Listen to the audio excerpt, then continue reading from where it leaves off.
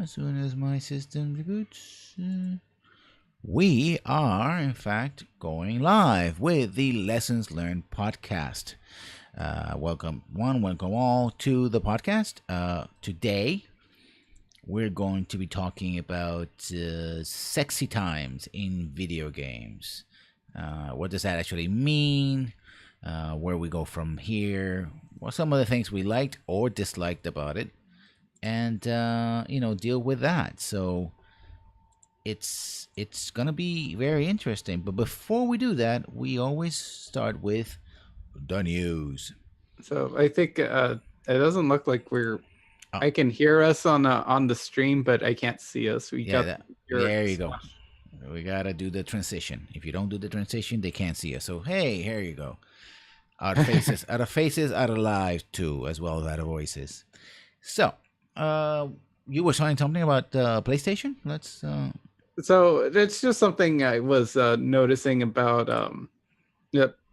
Uh, Actually, both at Target and at Walmart, and at least locally, it seems like they're kind of starting to overhaul their video game section. And I noticed that for PlayStation, they started putting out essentially gold, platinum, whatever you want to call it, greatest hits versions of their games now. And these awful red, instead of the blue cases, they're in they're in these awful red ones, and they changed like the box art to have like the red color to it too. And it sort of reminds me, it's like I'm having flashbacks to the Blu-ray versus the HD DVDs wars Mm. of like the early 2000s or mid 2000s actually. But Or it's Xbox and PlayStation are both it's rebranding their just boxes. PlayStation. But, oh yeah, it Um, seems like they're remodeling their entire video game section. So I'm kind of wondering to see like, so what are they gonna be pushing more now? I'm surprised that Label's stuck around. It seems like they've been sort of trying to not really push Label, but they still have it there.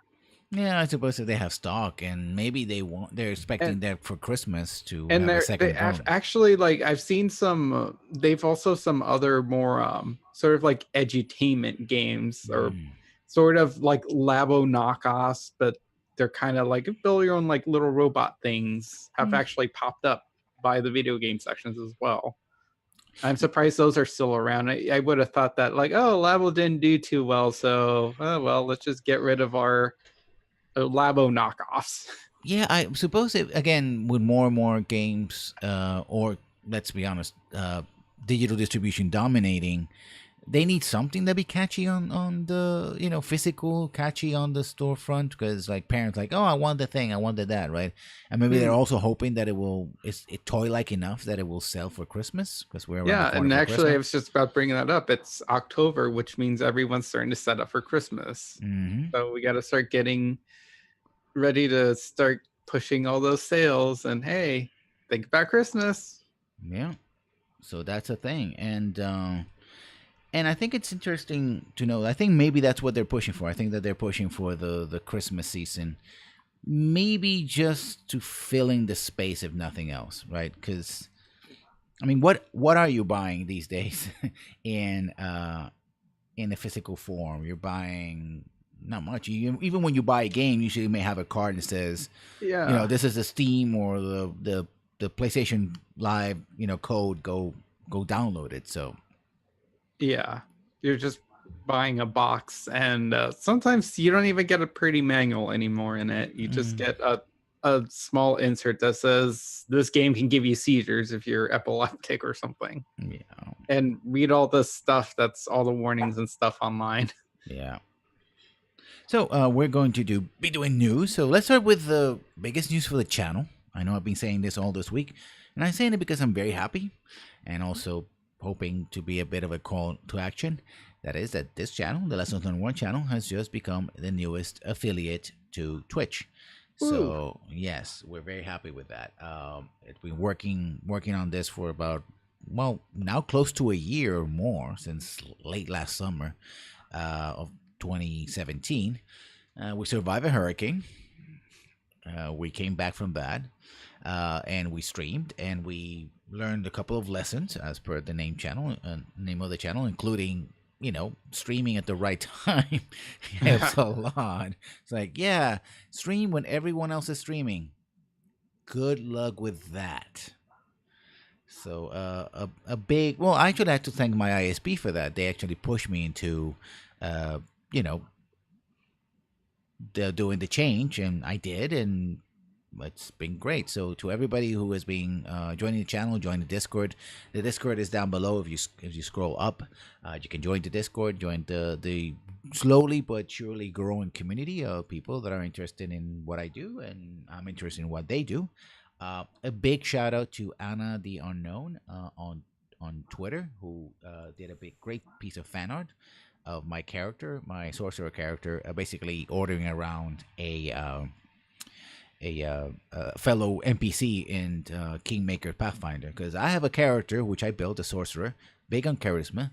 I gave him a voice line. It's like, "Oh, I'm being very heroic," but since it's the guy who stands in the back is like, "Oh yes, Valerie, do the thing, go kill them," because I have this fighter has this huge like wall of a shield, right? It's like, yes, you do the killing, and that's been the thing. So I'm having a good time playing the game, and having time with people, and having a good time people enjoying. So I'd like to thank everybody who has followed and supported the channel, even if you just came by once to say hi. It always helps. So that's the big news for the channel, and we have some other news we're going to talk about. We are going to talk about, well, let's talk about random personality news. According to PC Gamer, Gearbox CEO Randy Pitchford allegedly scammed out of nearly $3 million by a former personal assistant.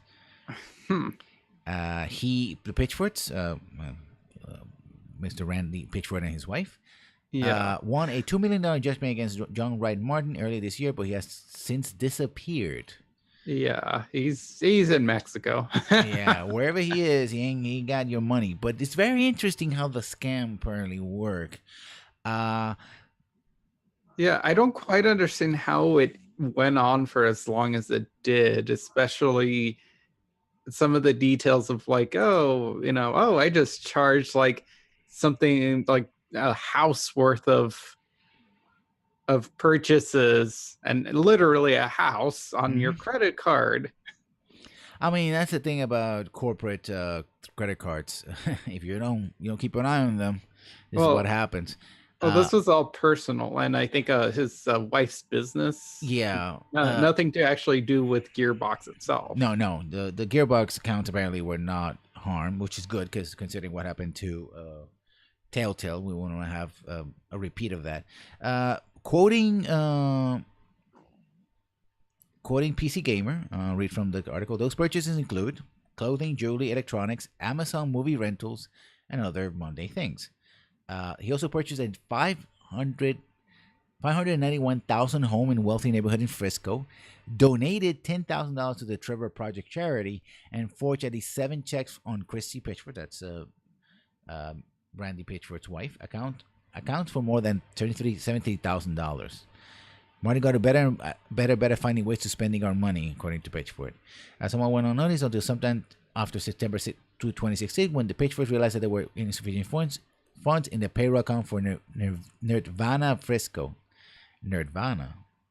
A restaurant and a coffee shop owned by Christy to cover wages. She contacted Martin. So, yeah, the way they found out was pretty crappy as well. It's like, it's like, oh, hey, my employees didn't get paid because there's no money in our bank account.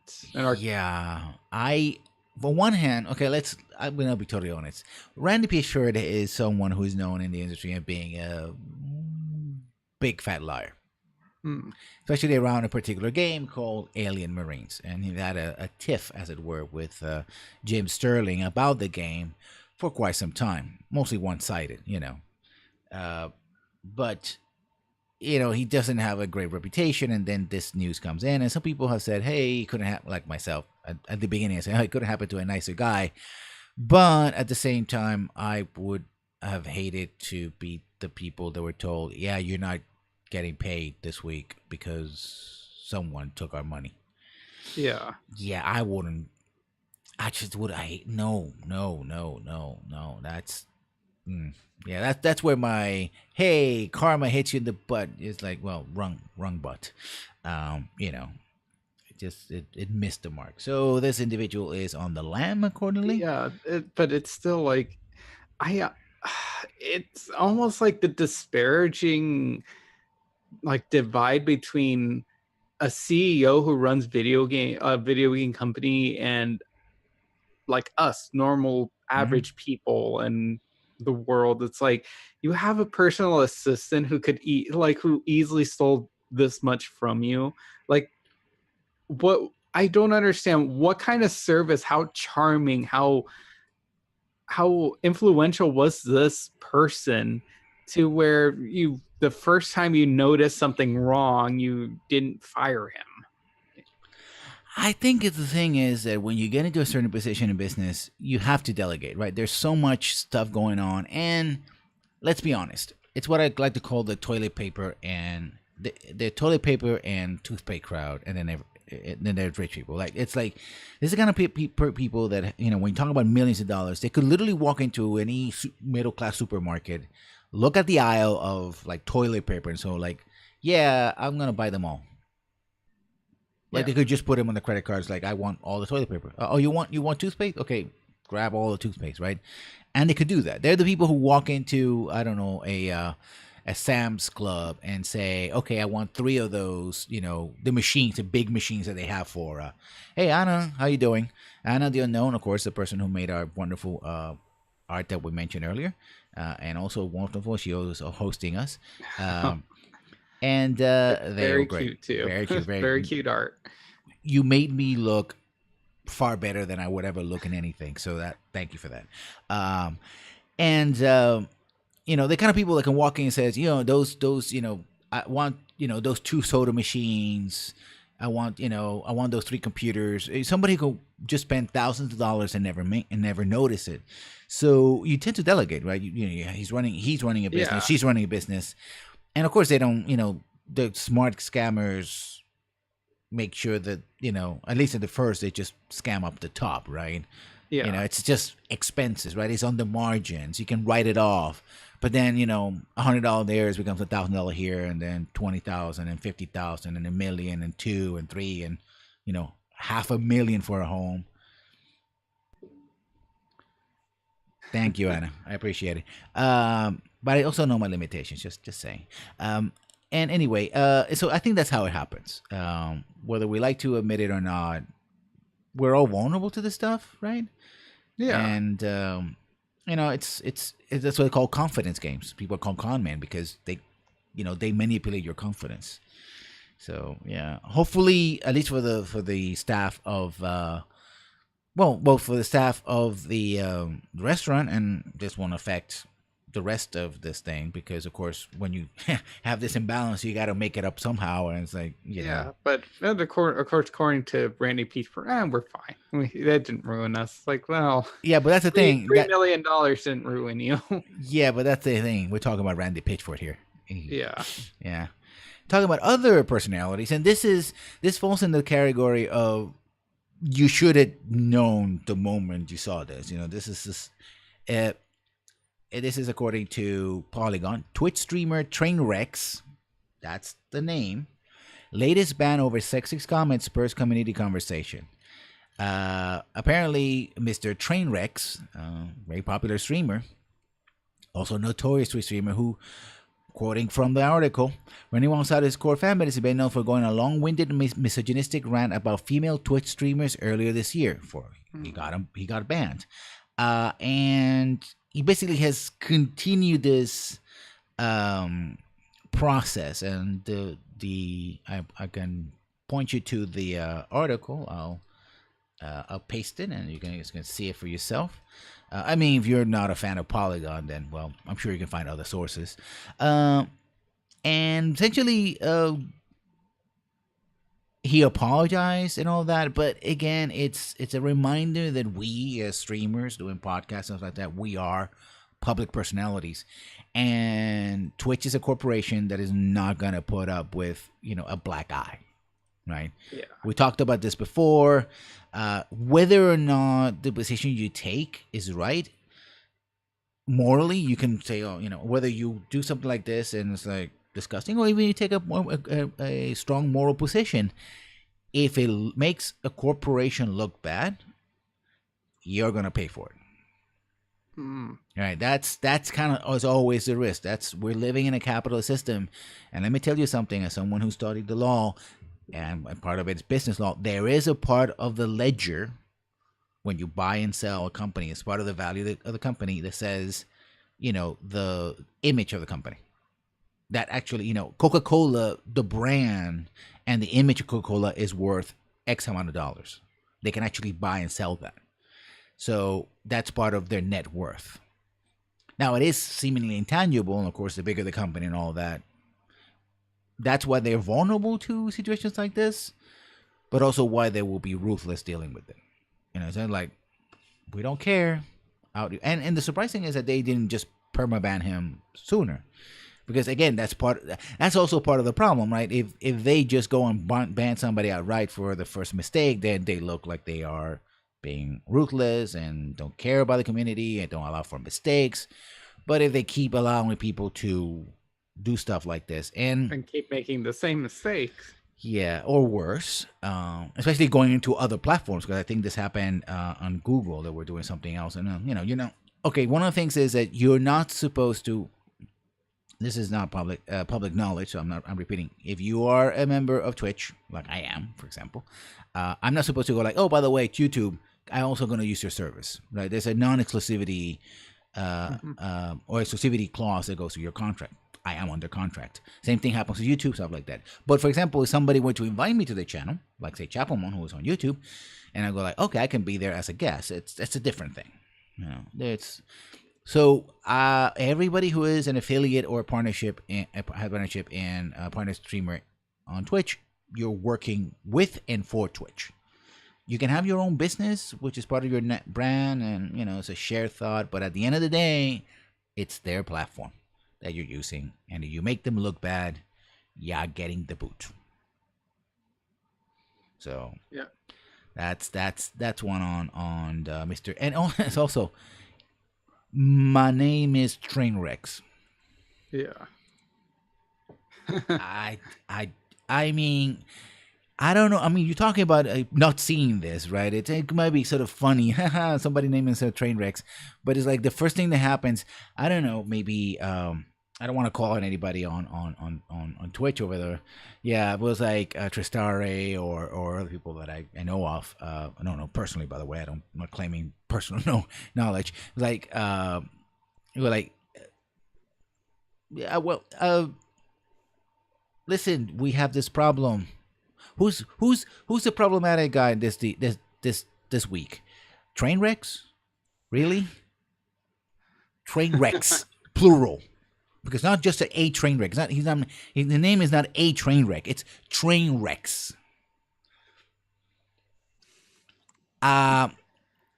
We need a meeting. We need to talk about I don't know, seeing the forest for a tree or something. Which is, everybody go to the conference room B. We need to talk. Somebody that should have been the first red flag. It's like, And I think that's why I find this story so interesting. It's like, jeez. It's like naming yourself like copyright infringement. Yeah, or stuff like that. And of course, the thing about it is that Polygon says examples of Trainwreck's behavior continue to be circulated over Twitch and YouTube to Reddit. So everybody knew about it. Everybody who knew something about it eventually would, like ourselves, we eventually knew about this. So yeah.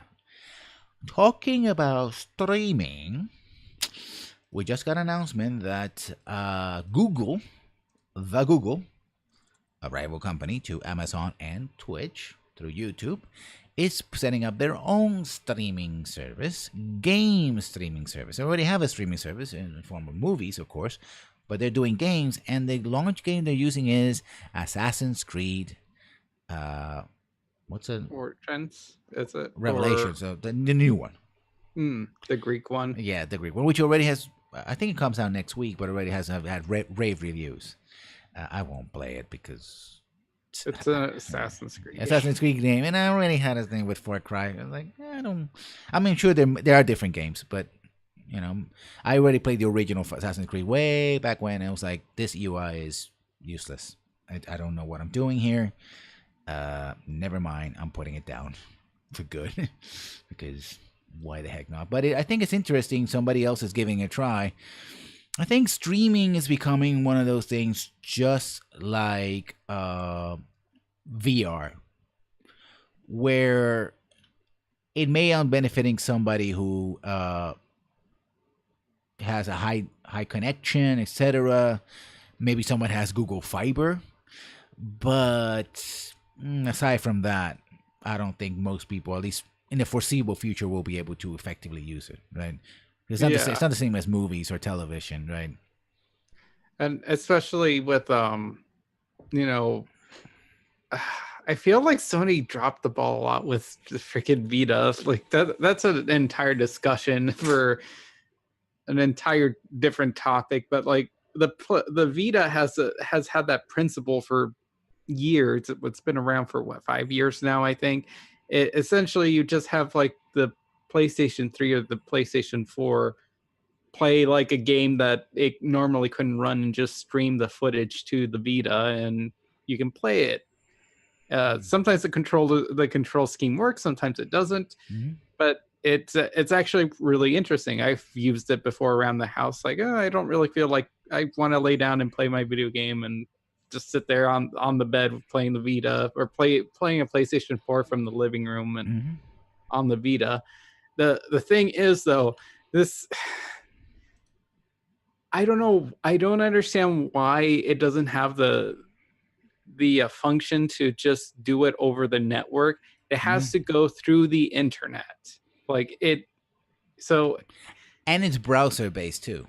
Yeah. So my PlayStation 4 has to stream, well, the way I have it set up, over the Wi-Fi through the internet, back into my house, over the Wi-Fi again to the Vita, instead of just going through our router. I think it's perhaps because it's actually not. It's designed for you to be on the road, maybe, or it's just bad design. I think it's Japanese companies. I think it is. You can access it like from other places, but there's no like a secondary option like, oh, just play this over the network so you have better connections, because it does suffer from a lot of like the screen will freeze, and then of course it like catches up, or it just cuts to where it is now. Yeah. Lag, essentially. Yeah, it lags sometimes. And especially if you're playing high tension game with high inputs, it's like, you died. But I didn't want to die. Yes, you died. In other news, and this comes from the No, Harry Potter, there seems to be being a leak of a Harry Potter game by a Reddit user who I don't really seem to have the name right now. It's a weird name. But the problem with that is, and oh, by the way, I'm looking at the channel, talk about stuff, and I was going to go to the No, and this is what I'm seeing right now. The video contains content from Warner Bros. Entertainment Interactive, who has blocked it on copyright grounds. Yeah, I actually watched the leaked footage video of that, and I was about to ask, do we know who's actually making this? Because I have some thoughts about that. Well, we're talking about if Warner Brothers is just put a bad hammer on, and that's exactly who I thought, because I had this thought last night where I'm like, oh, my husband's like, it's like, who cares? I'm like, that franchise is still very popular. I'm like, I even played like I watched my cousins. We grew up with the Harry Potter series. My cousins played it back when the Harry Potter games, back when they were just relegated to shovelware on the Game Boy games, on the Game Boy systems. They were all made by EA. I played Harry Potter: The Deathly Hallows Part 2 for the PlayStation 3, which was, so it's essentially replaying the Harry Potter Deathly Hallows movie Part 2, if using Call of Duty like mechanics, even down to where Harry Potter can't even open the door. One of his NPCs has to open the door for him. Hmm. And yeah, I thought to myself, you know what? Like, yeah, this actually looks interesting. It looks great. Like anybody can do better than EA. And then the little gears in my head just started turning. I'm like, wait a minute. Yeah, Harry Potter has sort of like a partnership, or I think they might have the exclusive Media rights. media rights by Warner Brothers. Warner Brothers has their own video game company called Warner Brothers Interactive, who had the controversy last year of Shadow of War. I'm like, yes, it can be worse. And we're talking about a game that apparently has a lot of functions. They talk about you destroying the material, be able to rearrange stuff, kind of like almost Lego-like, but not a Lego game. Mm-hmm. So directed at young, at preteens and teens, and even younger audience, because new kids read the novels every day. Discover the novels. I'm like, oh, it's like the starting age is about 8 or 9. So here we have Warner Brothers pitching a game, an open world game about Harry Potter, which also probably is going to have microtransactions. Yeah. Lots and lots of microtransactions. And they're not shy about putting games in games geared towards children with microtransactions, because a couple months ago they released that one game, the Harry Potter mobile cell phone game, that you need to pay money to stop watching your character get strangled by vines. So I can imagine if you want to buy a special one, if you want to get Harry's future one or something, or the elder one or whatever, or you want to get Quidditch robes, or you want to get a special access to the girls' bathroom or something, whatever is. Yeah. I'm looking at the article that I found it, and they have the link to the video, and it's also been blocked by Warner Brothers Interactive. So I guess Warner Brothers is saying, I mean, it's video game footage. It might say, well, it's kind of look like the movie footage, but no, I think it does. I think this is the strongest confirmation that the game is actually real, and we're gonna be seeing it sometime in the future. Talking about future games, 2 news that are cross-related. Mystery of Money. Okay, yeah, it's understandable. I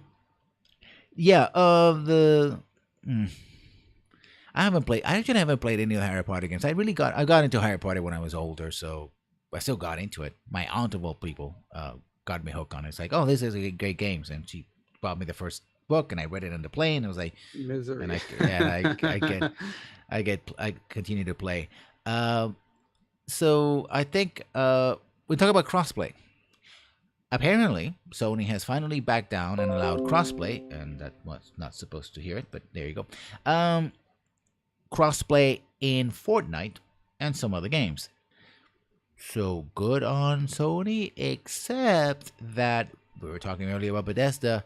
Bethesda will not allow crossplay on Fallout 76. Yeah, so this was, oh my god, so this is almost like, here you have like the squeaky wheel, like complaining that they're not getting that. Oh, we're not allowed to have crossplay because Sony doesn't want to. So then the squeaky wheel finally gets the oil, and they're like, nope, I'm still gonna squeak and just not turn or even like move anymore, because well, at least their first response was because they didn't really elaborate, but then they're kind of like, well, it's a little too late for that.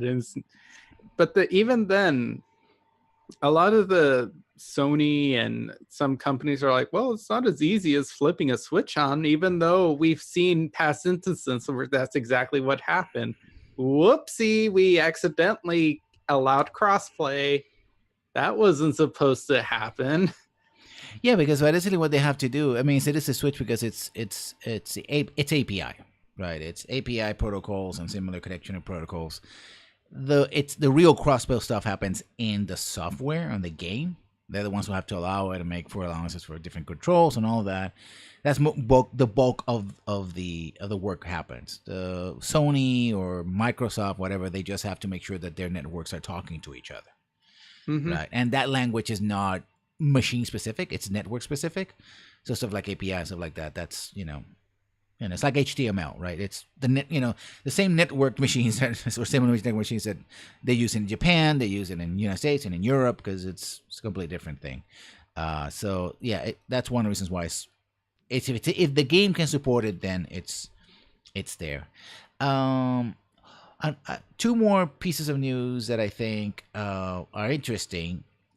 FIFA Online team odds were revealed, i.e., for microtransactions. How likely you're going to get drops of certain cards in FIFA, and the rarest cards were quoted as or revealed as being under 1%.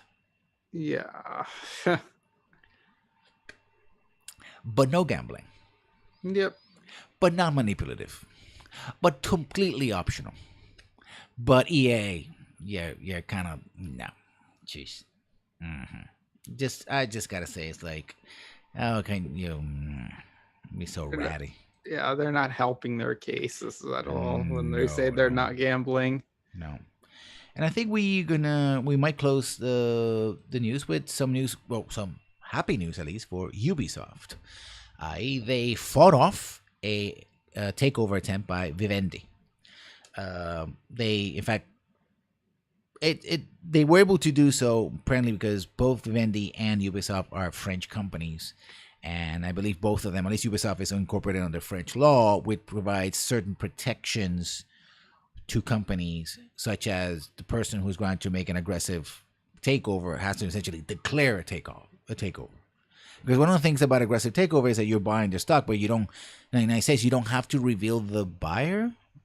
Otherwise, I can use other agents and stuff like that. I can use a stockbroker. The stockbroker has to tell the company, okay, I'm buying the stock, but they don't have to tell who they're representing.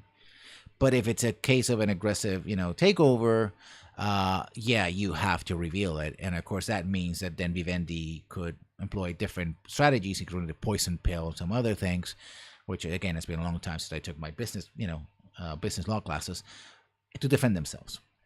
And apparently they were successful in their defense. And the Guillaume brothers have essentially said they're very happy and they're keeping the company in the hands of the family. And I heard some comments, especially in the news, like, well, getting bought out by a company like Tencent, which also has had to make some shifts because of increased regulation in China. It stifles innovation. I'm like, Ubisoft. Just saying. Ubisoft. That's all. The most formulaic of formulaic companies did not fend off Vivendi, who, by the way, also owned significant portion. Actually, I was the owner of Activision Blizzard before Activision Blizzard bought themselves out from under Vivendi, accusing Vivendi essentially of using the shared fund, the money, the coffers of these two companies to fund other projects, and therefore weakening Activision and Blizzard, which is understandable that it could, and that's how it can, for example, end up with closing of a studio. Is like, oh, we're making all this money, but where's the money at? Well, our bosses just legally took it from us because they're the ones who, it's their money, and now we can't do anything. Not that I would not cry for Activision closing, even Blizzard for that matter. As entities, as corporations. But of course, the employees are people and should not suffer for it. And Blizzard at least still makes games themselves, as opposed to, although they are, in the microtransaction front, I think they've gotten pretty scummy themselves. They have a happy, I consider Blizzard, I said this many times before, I say it again, I think Blizzard is trying to position themselves as the Disney of video games. And yeah, with everything that comes with that. And there's a lot of dark sides to Disney World. Let me tell you that much. Just Google it. Go to another company that once promised not to be evil, and Google, the dark side of Disney World. So, with I think we covered most news, unless you have something else to add. It's like the only major thing I could think of is the Witcher author and creator. Ah, yes, it's suing for I believe $16 million, $16 million. in royalties for the Yeah. success of the game. The thing is, and this is the current story about this, is that many moons ago, when CD Projekt Red bought the rights to the Witcher series to make video games, they made an offer. They said, "Okay, we're gonna give you percentages of the, of the Profits. profits." And the author said, "Well, video games are sucky. I do not want them." So he got, I think, nine point nine Nine point thousand. five thousand Let's see, yeah, dollars. $9,500. Well, in euros, because I think Poland is part of the European Union, and that was it. Of course, now the games have made millions, tens of millions, hundreds of millions over the course of 3 games, and it's like, oh wait, I want my money. Like, well, it ain't your money no more. I don't have any clue how would that go. The way Polish law works on Yeah. that, but They're, from what I've seen, it seems like they're invoking a clause in Polish copyright where it says, like, if it wasn't enough, like if the author didn't get enough, then they're entitled to more or something. But it's going to be interesting to see how this plays out, and especially the way CD Projekt Red has handled it. They're making it very public. mhm. But what I've also found interesting is that um, the letter that was issued to them that they made public, it seemed to imply that CD Projekt Red is actually trying to buy the rights from the author, like for The Witcher, like outright, or they're trying to buy the IP from them.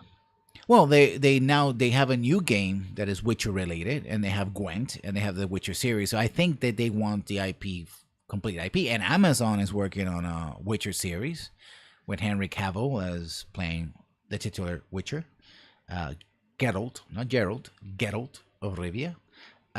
So perhaps they want to make sure that they're at the center of that, and if that's the case, then this might be a little more complicated. It usually is with the law, a little more complicated than Yeah, it looks. but I would think that's just kind of weird. It's like I could just sell you the rights for a gajillion dollars, but I'll sue you for 16 because I I think it's don't know. more about control, right? It's not about Yeah. money; it's about control, right? Because if he sells the rights, I mean, it's like what happened with Tom Clancy. He sold the rights to his name, and some people are making novels or still have the Tom Clancy name, even though he's been dead for now close to a decade, and making video games about Tom Clancy under Ubisoft, and have nothing to do with anything that Tom Clancy ever, or rarely anything that had written, right, or the original brand. And he was one of the first authors to get into the video game thing in 1980s.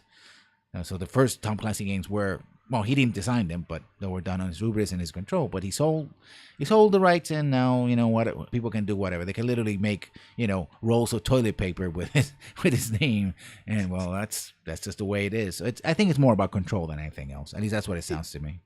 Yeah, and it's just kind of right now. I don't think anyone really feels any sympathy for the author because, I mean, he from what we hear, unless there's some other part to the story, and he's done interviews too where he said, "Yeah, I sold them the rights really cheap because I didn't think they were going to make any money.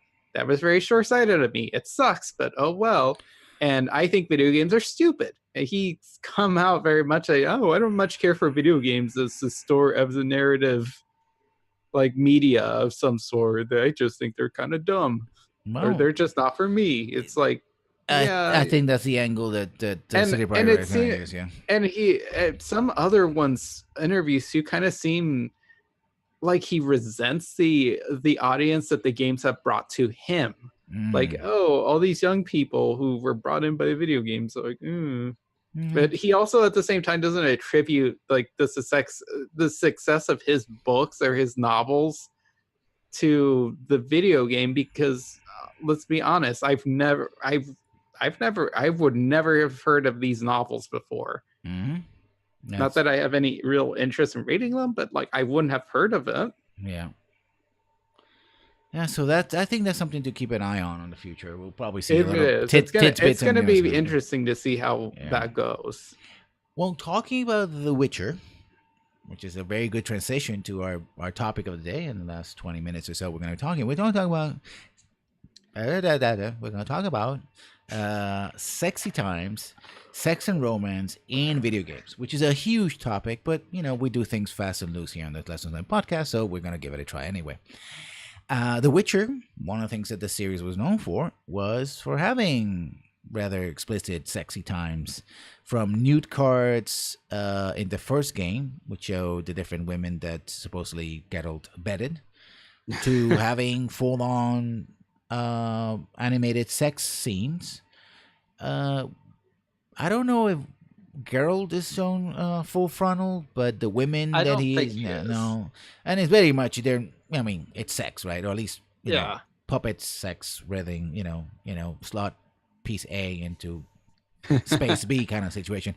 And one of the things about the games, and one of the things is they have sex. And ironically, I think a lot of people thought that the games really matured in the way they treated the subject, because a lot of things where people were surprised, especially with The Witcher 3 and what I played of it, they're ironically pretty adult, right? The people have discussions, there's magic involved and all that, but at the end of the day, the choices you make to me seem a bit more realistic, right?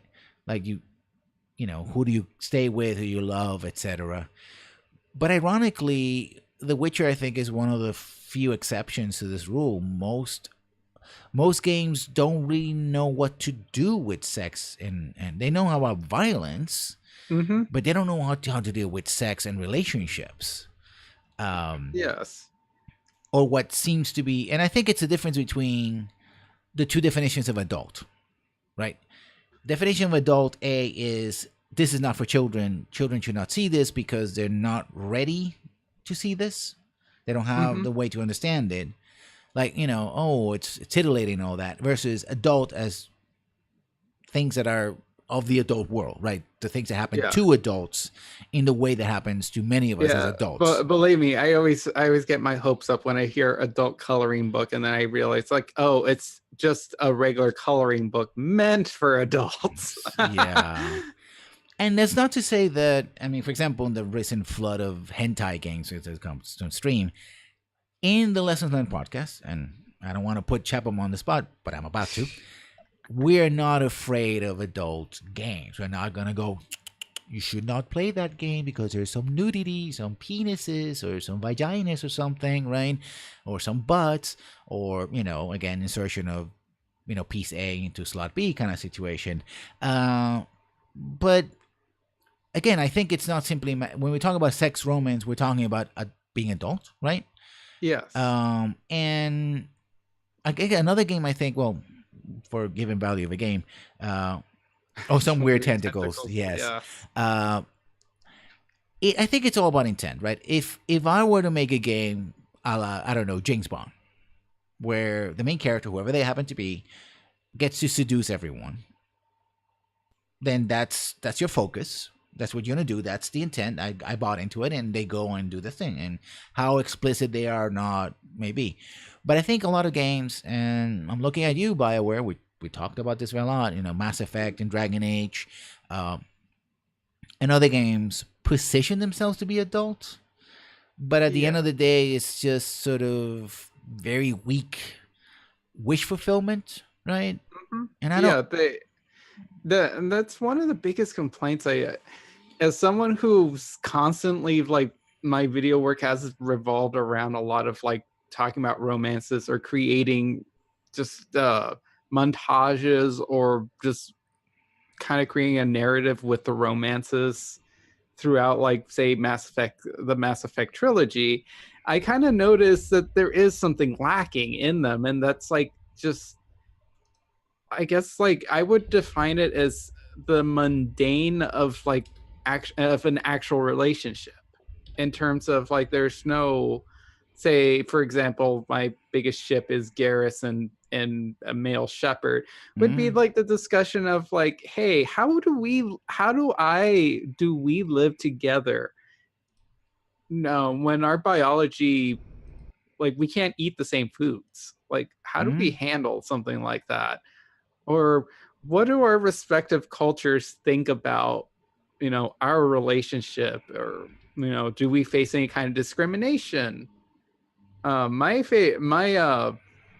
that is something kind of like that. I was disappointed with. And I knew when I first heard the news that this was going to be the thing, was the whole Joel thing, with Joel being patched in as a male love interest for a mm-hmm. male writer. Is that, I bet you, I'm like, this is just going to be like, oh, we just put some lines of code in there and just like, oh, they had the exact same dialogue as male and female, and it's just going through the same motions and animations and whatnot. And that's probably all they patched in, was just the animations. Mm-hmm. But I was disappointed because I wanted to know, hey, Joel, like, what does your species, you're a brand new species that we've never encountered in a galaxy that's completely foreign to us. You guys seem to have like this weird, like, harem structure where you have one like one patriarchal male, and then you have he has many wives. You see these wives as your mother, and then you have your biological mother, who you call true mother. So how is our relationship like to them? Like, oh, we're two guys. Like, hmm, like, what is your culture perspective on that? Yeah. Or even like, I'm an alien, or how do you start your own house? Like, does that mean that I'm not going to be your exclusive too? Like, if I was playing as Sarah Ryder, it's like, so are you going to have like other wives too? And then you're going to house like a bunch of kids too that we all get to raise together and live under the same house in like some sort of wacky sitcom. Yeah. I mean, going back a little bit further in the Mass Effect series, the Asari. Mm-hmm. The Asari were created. It's like, oh, you can have a lesbian. You couldn't have a gay shepherd, Ooh. right? But you could have a lesbian shepherd, right? But the way you have a lesbian shepherd is we're gonna create this character who's an alien who fits a particular set of male cisgendered male heterosexual. And if I lost you with the language, well, too bad for you. Um, Character or player will find attractive. The lesbian one step removed fantasy from a threesome. The cute alien that is a virgin but wants to explore. All those signifiers in there. And again, it's just not bad in on itself. Is that for a game that says, oh, we have to deal with these adult situations and all that? It's like, this is kind of childish, right? Mm-hmm. This is more not childish because children, they may think of romance early, but not necessarily sex. Immature. It's immature. It's the way teenagers think about sex because they don't have the experience of sex, right? Or for example, another example, the breakup between a female shepherd and what's his name? I forgot. I hate to say black dude. Caden? No. Well, Caden too. Oh yeah. Jacob. Jacob, right? It's like, oh, we just broke up, and it's like, it was this. There's no time in Mass Effect 3 to really sit down and talk and say, listen, we had this thing. I'm angry, or oh, okay, so okay, you move on, etc. And sort of have a heart to heart. In many ways, it's implied that he's like his dad. And if you look at the mission where his dad, what he does is like, dude, don't compare yourself to that. Come on, no, your dad was a serial rapist, right? Which brings me to another aspect of sex in video games. And I saw this, for example, not to pick on Bioware. Bioware did it, but other companies have done it.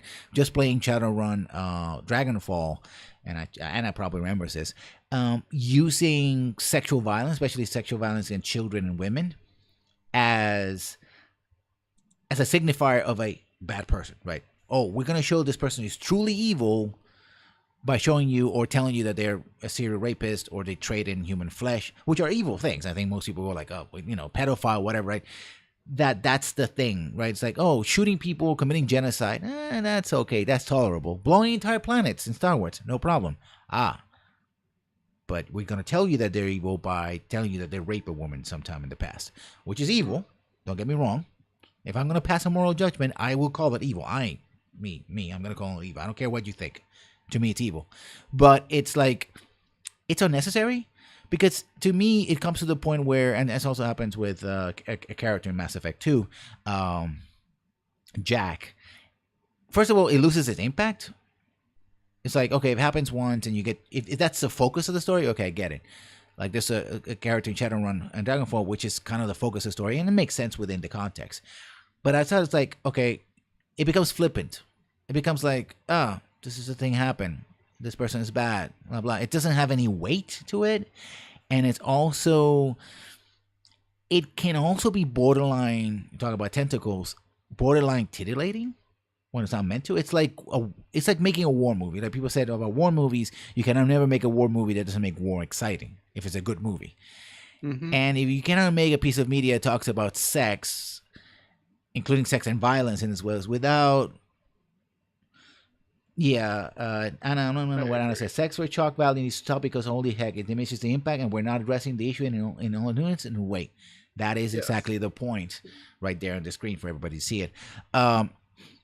It basically it makes it also kind of risk of making it titillating because it basically makes us, it's like, oh, okay, oh, but there was sex. When the shock value stops happening, you're still left with the sex. Just like when the shock value of death in screen, you still have the violence, right? And the more you do about it, it's like, and no matter how disgusted you are, in the back of your head is that titillating aspect, which defeats the very, at least it should defeat the very purpose that the violence is there. So that again, it seems, it's like, having gore, like, gore, gore in the point of being pornish, right? If that's what you're going for, fine. But and I think it also has the problem where you have adult games and they get relegated to the sideline, right? Because they're pure porn. It's like, I prefer a game that doesn't condescend to me and just gives me pure porn if that's what the game is telling me. I bought this game for the porn. I have a particular set of kinks or whatever, my taste, what have you. And there's also the cross section of representability as well, right? Trans folk, gay folk, straight folk. Everybody in a way gets misrepresented, right? And reinforces a series of tropes that doesn't help anybody. Trans folks usually as sex workers, bisexuals, and gay, especially gay men, as being and bisexual men and women as being treacherous and untrustworthy because they use their sexy wiles to get their way. A bunch of ridiculous stuff that it just gets repeated over and over again. With the mission I was talking about, it's a black man who ends up in a jungle planet and enslaves all the women and commits. The game never uses assault or sex or rape, but basically you're told in all uncertainty that Jacob's father spent 10 years, or mostly 10 years, enslaving men to be his attack dogs and enslaving the women to be his personal sexual harem. So he's a serial murderer and a serial rapist. Yeah. And it's like, and again, with the context about being an African American, especially in North America and all that, it's like, there has to be better ways to do this. The whole thing. All I can ever think is, why BioWare? Why? Yeah. Is it because they're Canadian and that's not that big of an issue over there? I don't know. I don't think so. I don't think they can get away with that. No. And they're selling primarily for a North American audience. United States. So yeah. And EA signed off on this. So Anna brought up a Super Seducer. So I've never played Super Seducer, so it sort of seems like this visual novel wannabe with like FMV, but it's almost like trying to be like an advice thing, and essentially for men how to manipulate women into bed. And I would have to agree with Anna that it's a a vanity project for the creator, Mm-hmm. much less than an actual game that's supposed to be for the players for their entertainment. Especially when you have a scene in your follow up where you blow up all your critics. But Super Seducer, as quote unquote a game, brings up a yeah. There've been a couple of people who have done that, but one of the things about it is also the mechanics of sex and romance in video games, because in a way, Super Seducer is can be considered to be gross and extreme, but in other ways, that's exactly how romance and sex works in video games mechanically. Mm-hmm. What do? You talk to the person, you choose the right dialogue options, you figured out what they like, you raise some flags, you give them some gifts, enter sexy times. Yep. Say the wrong things and no sexy times. Say the right thing, sexy times. So mechanically, the mechanics of the game, or most games, Bioware games, Super Seducer, the Shadowrun games that I was talking about. I mean, I don't know of a game that doesn't have a sort of flag-based mechanic where, unless you have the situation where people blunder into romance, which is basically works the same. It's just that it was not the You goal. didn't have a player choice. That's more of a like it's written in by the writers and you're kind of railroaded into it. Yeah, I think that's the thing. It's and sometimes that feels off. Like Yeah. I'm very complain about. Here's the tiny little bone we have left of the dust of the game that once was known as Dragon Age 2. I'm gonna toss it in. One of the complaints about Dragon Age 2, particularly one particular character, is that regardless of what you do or your gender or your sexual orientation doesn't identity, let's call it what it is, identity. This one character, Anders, sort of literally throws themselves at you.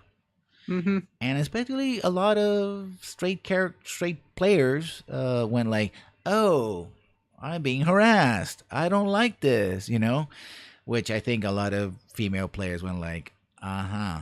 Okay. You don't like it. I wonder why," right? I think, for example, one of the things I really like about that game was about romance was the non-romanceable characters and the romance stories that were not linked to the players so much, right? You could help, you could hinder, you could just listen to them talk about their romances in the background. I think it's one of those things where, because it's the thing about video games is player agency. Why do we have mechanics like that? First of all, the essential binary of making choices, yes, no, the flags and all that. But also it's player agency. We want to get the player's control, because in video games, it's not what you see, is what you do that matters. But romance and sex are tied to the agency of all the individuals involved. And I think I don't know, and this is a big question mark. I don't know how you reflect the agency of a non-player character. Mm-hmm. Let me on that topic, like let me take an example that Bioware kind of sets up, and then I like, this is one I've been wanting to make a video on. It's the character of Iron Bull in Dragon Age Inquisition. So as you learn about him, even from listening to conversations, it's implied that he's been sexually involved with a bunch of the people around your camps and stuff. So he's promiscuous. Mm-hmm. And he's sexually open because he's totally cool with his second in command being a transgender man. Mm-hmm. And then of course when you talk to him and stuff, like, oh, sex and pleasure are good and stuff, like you should just embrace it because it's a normal part of biology. If you have urges, you should take care of it. If you have a scratch, if you have an itch, you scratch it. But then as soon as you get in a relationship with him, suddenly he does this bizarre 180 with no explanation whatsoever. You start showing him it. You start hitting on him. He picks up on it. he's like, okay, you wanna have sex with me, fine. But as long as we're having sex, I'll just be exclusive to you because reasons, just because. And there's a point. There's like, I guess, like a the point where you get caught with your all your advisors kind of walk in on both of you, and they're all awkward, and they're like, oh, okay, you're having fun, that's cool. And you have a point where he says, yes, this is, no, we're serious, or like, this is a thing between us, or like, yeah, we're just having casual sex, that's cool. If you pick that option, it's then he's just like, oh, whatever, and then he never wants to have sex with you or anything again. And but if you stay with him, the next scene, there's this option where it's kind of a joke. It's a joke option. They're like, well, let's get married. And Iron Bull is like terrified, like, wait, what? Oh, you want that, huh? Like, oh, he's suddenly afraid of commitmentship. It's like, wait, but at no point do you ever discuss the facts that I don't know, open relationship, or what happened to you being wanting to be like open, and you don't believe in love and marriage. Like, and that, I think that's part of your culture too. The Kunari have like this almost like arranged marriage, like, okay, you two breed and have kids, or whatever. So he doesn't believe in traditional relationships that like a human or a dwarf or any other races would have. And then, but that's suddenly just thrown away because you're in a relationship with it. Like, it's just because the player is in a romance with them, therefore he's going to be mutually exclusive and they're both be happy. But it's like, wait a minute, it's never addressed that he has this openness, he has these sexual needs that you may not be able to fulfill. And it's like, no, yeah, all of a sudden he's totally okay. He's exclusive. You guys never even talk about it. He just shows up at the end because you guys are in a relationship, and we're there for you. It's followed up in like the Trespasser DLC that he sees you every once in a while. Yeah. So it's like, it's almost like the relationship, just that wish fulfillment overrides the NPCs motivations, their character, and almost like their entire being, just to shoehorn their way into like the player's fantasy. Which is where I came up with the term called James Bonding. Mm-hmm. The idea that all these characters exist. Well, Paulie talks how much a party needs. That's very exactly right. Where the characters exist for the purpose of being a romance Yes. option, right? And often what happens, and it happened earlier, although I think Inquisition handled it better, but as you said, not across. Sometimes it handled it better, so didn't, especially if already the position was going to be exclusive. I think it handled it a little better, where the characters seem to be still have their independence a little bit, as suggested. And then romance was an aspect of that, but it wasn't. Two things kind of happen. Either you have a romance, you have the sexy times, and then never mention again, or the person is like, every time they see you, is like, oh, you're my life, you're my love, blah, blah, blah. Like, okay, thank you. That's kind of creepy, right? It seems that the character exists only for the purpose of being a romance option. Mm-hmm. And you never really get the sense of why they would be really interested in you, other than you said the right things, right? Yeah, like with Iron Bull, oh yeah, you just showed some sexual interest in me, and you just happen to be the Inquisitor. That's all it seems to be. The other one, the other one that kind of falls in the same category as Iron Bull is Morgan, and honestly, I feel like that takes the uniqueness out of Morgan, because you don't really see you don't really see women kind of like, oh yeah, I enjoy sex, but at the same time, you don't get the same slut shaming with her. She's not treated as a whore, or like, bad Morgan for being sexually liberated. She mentions that sometimes I seduce men and go have sex with them. I don't believe in relationships, I don't believe in attachments, but at the same time, you know, you start romancing someone else. Oh no, I don't share. It's like, wait a minute, what? Mm. In fact, It's in up to one reason why I say Inquisition is better is because the women in Dragon Age in Origins and Dragon Age, especially Dragon Age 2, and the same thing happens in Mass Effect to a degree. You have the trope of um, you know, rape makes you horny, mm, which is a very bad intersection of sexual violence and sexual desire.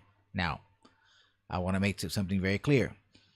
Women who, especially women who have suffered sexual assault, don't immediately and irreparably lose their sexual drive. In fact, one of the reactions that can happen, this happens, I've talked to people who have been victim of this, and say sadly because nobody should be victim of this, not because they're sad people. And I had to make that point across, is that you can have, at least in the beginning, one of the reactions is heightened sexual response because you are seeking to sort of validate yourself physically. That's one of possible reactions to it. It's not a thing, but the idea, and this is hopefully Mass Effect BioWare's definitely moving away from this. Like, oh, we want to create this very liberated female character. How do we justify the fact that they want sex? Oh, Jack. Well, Jack was raped since the age of 7 or 8 and has been passed around and gang raped and imprisoned. And, she was in a cult where she was forced to, have sex with people that she didn't want to. Like, for example, a lot of people said, oh, Jack is canonically lesbian or bisexual. It's like, yeah, the only canon thing is that she was manipulated by a cult leader to having been part of his personal harem, and he enjoyed the fact that she could have her with other women in his power. So that's a very dangerous canon right there. And then we have Dragon Age 1, well, Origins, and certainly in 2, the pirate babe Isabella, who, again, when you talk about, she seems to be very liberal, and she's the first one you get into the bed very quickly, and then you find out that she was a victim of pedophilia, sexual slavery, and she became a pirate because, another character, an NPC, killed her husband, and she inherited her ship, and she became a pirate, right? I was like, oh, yeah, she's sexually liberated because she was sold by her mother, and yeah, as a sexual object. I'm like, yes, that's not liberation. Right, that's not. I don't know. It's just, and that's the thing. Is like, for example, a lot of stories attacking, for example, the adult industry, attacking sex workers. Like, oh, the reason why so and so is a sex worker is because she was abused at such an age, right? Otherwise, and also it again, it sort of reinforces that idea that women, particularly women, have they just need to have their, say it this way, I apologize, their metaphorical cherry popped in order to just become free and loose, which seems to justify sexual assault. And yeah, that's the hentai principle. We're like, oh no, the characters, oh god, like all those hentais always like, oh, this very poor virgin got raped, and all of a sudden she's totally okay with having sex. And it's like, yeah, the magical penis theory. Yeah, I know. Yeah, it's like, oh, well, she hasn't known the magical penis. When she knows the magical penis, everything's gonna be okay. And yeah, but like, I saw that you linked to my something I have been doing lately is. Yeah. I've just been having fun with it, just playing with like the audios from Mass Effect 1 and making these what if scenarios of what a romance that say Garrus in Mass Effect 1 would look like. So male shepherd for me, obviously. And one was with Rex, and then one was with both of them. Like, hey, let's have fun with it. Yeah. I base them off of like the actual romances, because actually with the Rex one, I'm friends with a Source filmmaker artist, and he actually animated the entire thing. Oh, so it's like cool. a short, like 2-minute thing. And we kept it very true to the Mass Effect one. Awkward conversations. The sex scene is very tasteful. It's just quick flashes, and then the post conversation.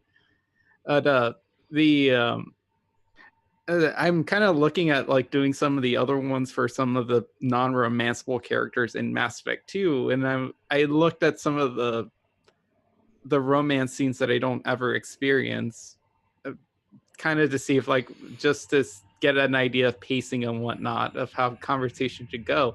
I watched Jax, and Jax felt very disturbing because it's like she comes up reluctantly to Shepard, and he's like, oh, it's okay, and then they have quick flashes, and she's like crying, like she's crying. She's happy, but I mean, she's got the makeup and she's crying, and they're having sex like with her like that. It's like that seems creepy to me. Yeah. And Shepard doesn't. Ironically, Shepard doesn't seem like that guy who is that much of a creep. In spite of some memes out there, even the Renegade Shepard is assertive, but not. Don't. He didn't give me that many rapey vibes, at least to me. But then again, I'm a guy, so what the fuck do I know? And I think one counter argument to a lot of this stuff is representation, right? If you don't have James Bonding, if you don't have available characters for a gay player to express themselves with, or lesbian player, or for example, that's Fallout 4 doesn't have any flags for exclusivity, so polyamory. But yeah, there's no follow up to that either, right? There's a lot of stuff about polyamory is like, yeah, it's not the getting together part, is the what do we do next, and how do we deal with stuff like, some people get jealous, and some people get very jealous, and other people are in different. Yeah, what if the two people don't like each other, or hell, what if the other two people fall in love with each other and want to boot you out? All those things, and again, the video game industry can't handle that. So just removing the flags of exclusivity flags. Yeah, and honestly, that felt more like a bug rather than a feature. Yeah, and I think it's something similar. I think it's happening with Kingmaker as well. Like they fix a hotfix where it's like, oh, if you romance more than one character, the game crash. I haven't taken it to I haven't romanced anybody in the game, so there's that. And I understand the shall we say the representation thing, because it's not in the sense of if all the romances were lesbian and gay and what have you, and I was just playing, I was like, oh, but I don't get a romance? What about me? People say, well, you get a romance every other game, moron. It's like, fine, but I'm playing this game, right? I think, again, there's a difference between the expression of the character, the player character, and the players of the player character, and the NPCs. And I think to me right now, I think that's going to be a takeaway from this, is we haven't really done a player character to non-player character situation where the non-player character can retain the semblance of who they are as a character, right? Find ways to express the reason why that character may or may not be with that character. Find out whether or not, start the game with the characters already in a relationship. That rarely happens, right? It happened. I think Assassin's Creed Origins had that, where the characters were in a relationship and they can get together again. The two characters are in a relationship, they were married, but that rarely happens, right? If you want to play a romance sim, again, you want to play a hentai game, or you want to have a game where those areas are just playing light and loose with that, fine. But as an industry, when we talk about making games as art and we talk about adult situations, we haven't gotten good at the adulting part, right? Not the adult part, the adulting part. The adult as a verb, as adult as acting as an adult. I like to see games where people make up and break up, right?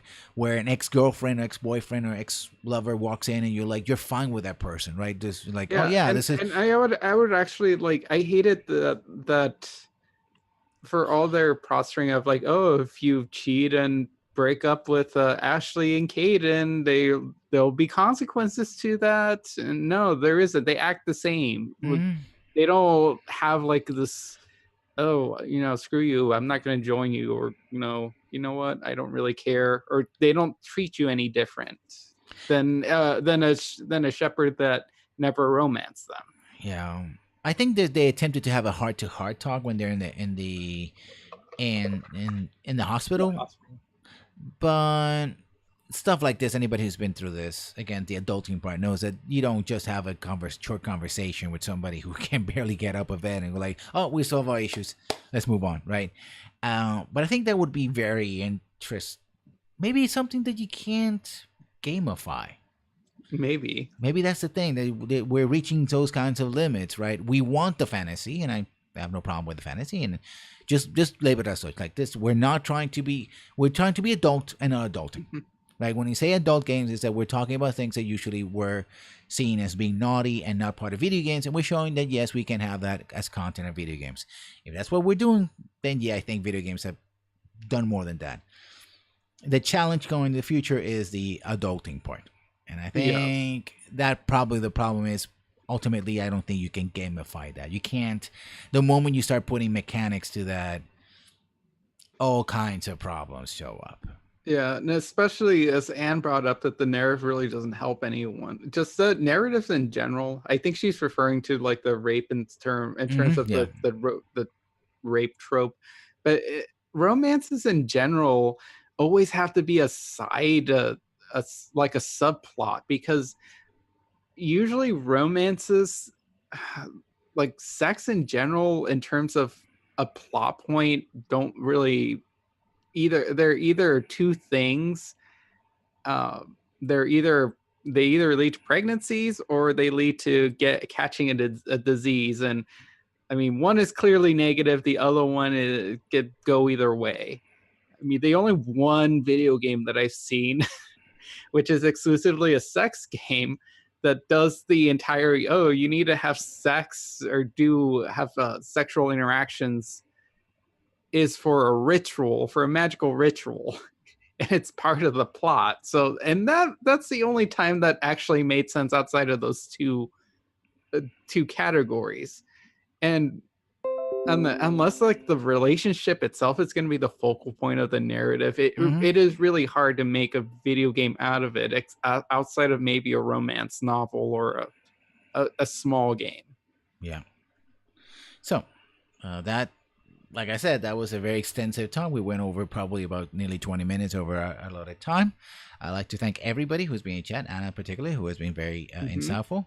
Chapelmon, where can we find you on the interwebs? You can find me at Chapelmon pretty much anywhere. I am Chapelmon on YouTube, where you can see or you can listen to all of my Rex and Garrus Mass Effect 1 romances. Maybe I'll make more depending on what I can scrounge up. I also have my Garrus romance videos, a bunch of other videos too that aren't related to romances.